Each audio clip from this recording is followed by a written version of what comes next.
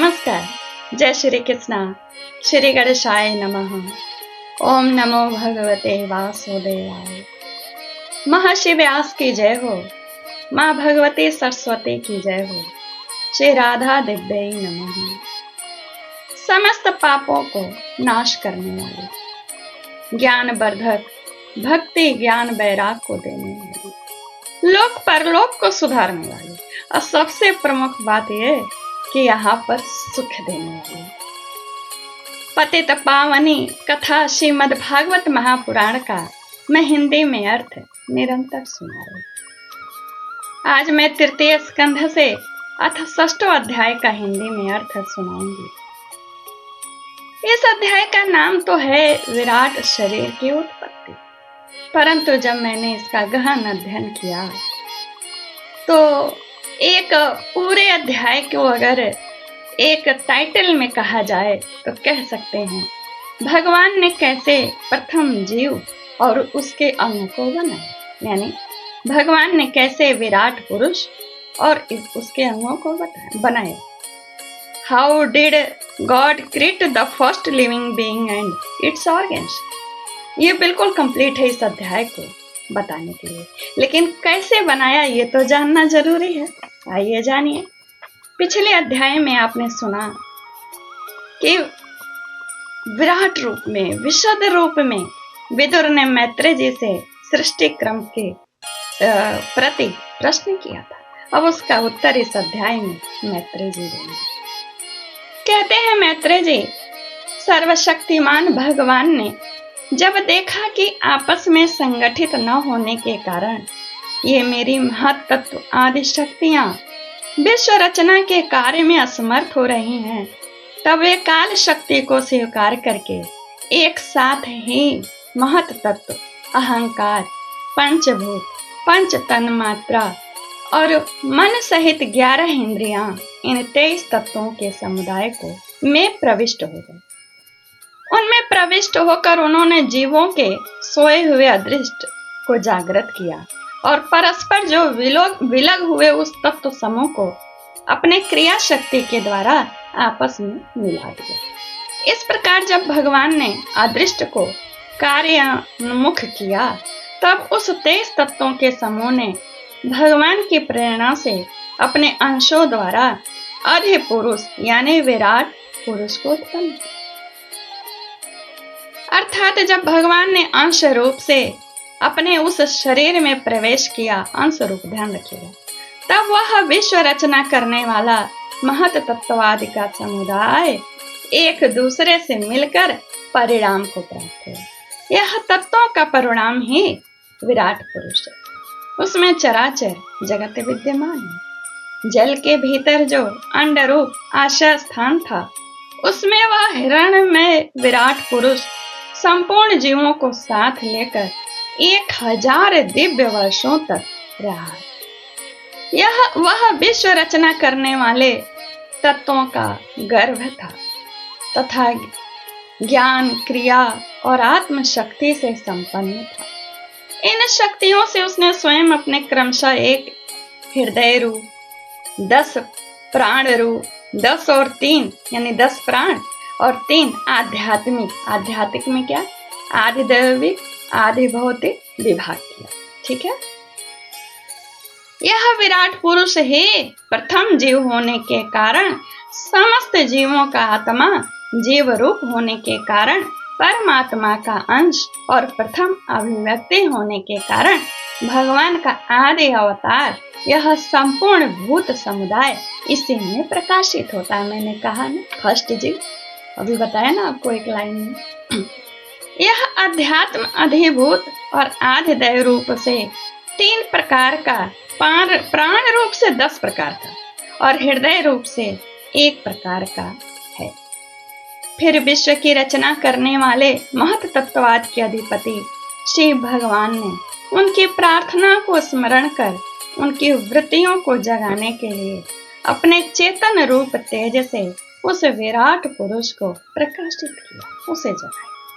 उसके जागृत होते ही देवताओं के लिए कितने स्थान प्रकट हुए, कहते हैं मैत्रेय जी, मैं बतलाता हूँ तुमसे। विराट पुरुष के पहले मुख प्रकट हुआ, उसमें लोकपाल अग्नि अपने अंश वागेंद्रिय के समेत प्रविष्ट हो गए, जिससे यह जीव बोलता है। ध्यान से सुनिएगा, क्योंकि 2 बार बोलने से वीडियो बहुत लंबा हो जाएगा। फिर विराट पुरुष को तालु उत्पन्न हुआ, उसमें लोकपाल वरुण अपने अंश रसेंद्रियों के सहित स्थित हुए, जिससे जीव रस ग्रहण करता है। इसके पश्चात उस विराट पुरुष के नथुने प्रकट हुए, उनमें दोनों अश्वनी कुमार अपने अंश घ्राणेन्द्रियों के सहित प्रविष्ट हुए, जिससे जीव गंध ग्रहण करता है। इस प्रकार जब उस विराट देह में आंखें प्रकट हुईं, तब उनमें अपने अंश नेत्रेंद्रिय के सहित लोकपति सूर्य ने प्रवेश किया, जिस नेत्रेंद्रिय से पुरुषों को विविध रूपों का ज्ञान होता है। फिर उस विराट विग्रह में त्वचा उत्पन्न हुई, उसमें अपने अंश त्वगेंद्रिय के सहित वायु स्थित हुआ, जिस त्वगेंद्रिय से जीव स्पर्श का अनुभव करता है। जब इसके कर्ण छिद्र प्रकट हुए, तब उनमें अपने अंश श्रवणेन्द्रिय के सहित दिशाओं ने प्रवेश किया, क्योंकि दिशाओं से ही साउंड आता है ना। जिस श्रवणेन्द्रिय से जीव को शब्द का ज्ञान होता है।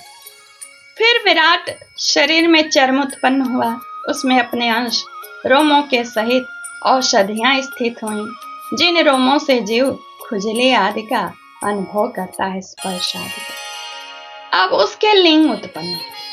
अपने इस आशय में प्रजापति ने अपने अंश वीर्य के सहित प्रवेश किया, जिससे जीव आनंद का अनुभव करता है। फिर विराट पुरुष के गुदा प्रकट हुए, उसमें लोकपाल मित्र ने अपने अंश वायु इंद्रिय के सहित प्रवेश किया, इससे जीव मल त्याग करता है। इसके पश्चात उसके हाथ प्रकट हुए, उनमें अपनी ग्रहण त्याग रूपा शक्ति के सहित देवराज इंद्र ने प्रवेश किया। इस शक्ति से जीव अपनी जीविका प्राप्त करता है, यानी कार्य संपादन करके। जब उसके चरण उत्पन्न हुए, तब उनमें अपनी शक्ति गति के सहित लोकेश्वर विष्णु ने प्रवेश किया। इस गति शक्ति द्वारा जीव अपने गंतव्य स्थान पर पहुंचता है। फिर इसके बुद्धि उत्पन्न हुई, अपने इस स्थान में अपने अंश बुद्धि शक्ति के साथ वाक्पति ब्रह्मा ने प्रवेश किया। इस बुद्धि शक्ति से जीव ज्ञातव्य विषयों को जान सकता है। फिर इसमें हृदय प्रकट हुआ, उसमें अपने अंश मन के सहित चंद्रमा स्थित हुआ। इस मन शक्ति के द्वारा जीव संकल्प विकल्प आदि रूप विकारों को प्राप्त होता है। तत्पश्चात विराट पुरुष में अहंकार उत्पन्न हुआ। इस अपने आशय में क्रिया शक्ति सहित अभिमान रुद्र ने प्रवेश किया, इससे जीव अपने कर्तव्य को स्वीकार करता है। अब इसमें चित्त प्रकट हुआ, उसमें चित्त शक्ति के सहित महत तत्व ब्रह्मा स्थित हुआ। इस चित्त शक्ति से जीव विज्ञान यानी चेतना को उपलब्ध करता है, महसूस करता, अनुभव करता है। इस विराट पुरुष के सिर से स्वर्गलोक, पैरों से पृथ्वी और नाभि से अंतरिक्ष यानी आकाश उत्पन्न है। इनमें क्रमशः सत्व रज और तम, इन 3 गुणों के परिणाम रूप देवता मनुष्य और प्रेत आदि देखे जाते हैं। इनमें देवता लोग सत्व गुण की अधिकता के कारण स्वर्गलोक में मनुष्य और उनके उपयोगी गौ आदि जीव, रजोगुण की प्रधानता के कारण पृथ्वी में, तथा तमोगुणी स्वभाव वाले होने से रुद्र के पास शतगण भूत प्रेत आदि दोनों के बीच में स्थित भगवान के नाभि स्थान यानी अंतरिक्ष लोक में रहते। कहते हैं मैत्रेय जी, विदुर जी, वेद और ब्राह्मण भगवान के मुख से प्रकट हुए। मुख से प्रकट होने के कारण ही ब्रह्मा सब वर्णों में श्रेष्ठ और सबका गुरु है।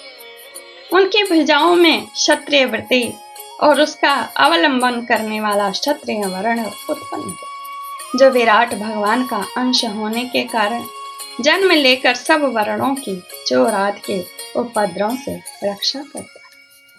भगवान की दोनों जांघों से सब लोगों का निर्वाह करने वाली वैश्य वृत्ति उत्पन्न हुई और उन्हीं से वैश्य वर्ण का भी प्रादुर्भाव हुआ।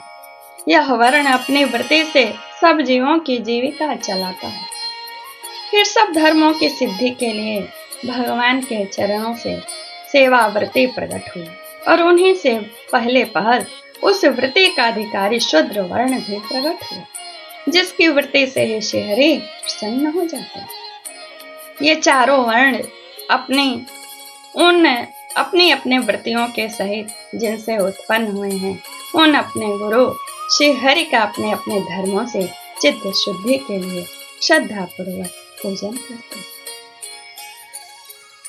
विदुर जी, यह विराट पुरुष काल, कर्म और स्वभाव शक्ति से युक्त भगवान की योग माया के प्रभाव को प्रकट करने वाले हैं। इसके स्वरूप का पूरा वर्णन करने का कौन साहस कर सकता है। तथापि प्यारे विदुर जी, अन्य व्यवहारिक चर्चाओं से अपवित्र हुई अपनी वाणी को पवित्र करने के लिए जैसे मेरी बुद्धि है और जैसा मैंने गुरु मुख से सुना है, वैसा श्रीहरि का सुयश वर्णन करता हूँ। महापुरुषों का मत है कि पुण्य श्लोक शिरोमणि श्रीहरि के गुणों का गान करना ही मनुष्य की वाणी का तथा विद्वानों के मुख से भगवत कथा मृत का पान करना ही उनके कानों का सबसे बड़ा लाभ। वत्स, हम ही नहीं, आदि कवि श्री ब्रह्मा जी ने 1000 दिव्य वर्षों तक अपनी योग परिपक्व बुद्धि से विचार किया, तो भी क्या वे भगवान की अमित महिमा का पार पा सके। अतः भगवान की माया बड़े बड़े मायावियों को भी मोहित कर देने वाली है, उसके चक्कर में डालने वाली चाल अनंत है। अतः स्वयं भगवान भी उसकी था नहीं लगा सकते, फिर दूसरों की तो बात ही है। जहां न पहुंचकर मन के सहित वाणी भी लौट आती है, तथा जिनका पार पाने में अहंकार के अभिमानी रुद्र तथा अन्य इंद्रियाधिष्ठिता देवता भी समर्थ नहीं है, उन श्री भगवान को हम नमस्कार करते हैं। ओम नमो भगवते वासुदेवाय। ओम नमो भगवते वासुदेवाय। यह अध्याय यही पूर्ण होता है। श्रीमद्भागवते महापुराणे पारमहंस्यां संहितायां तृतीय स्कंधे षष्ठो तत्सत्। श्री राम जय राम जय जय राम। लाइक कमेंट शेयर जरूर करिएगा। धन्यवाद। 7वें अध्याय में आप जानिए कि विदुर जी के फिर से प्रश्न होंगे।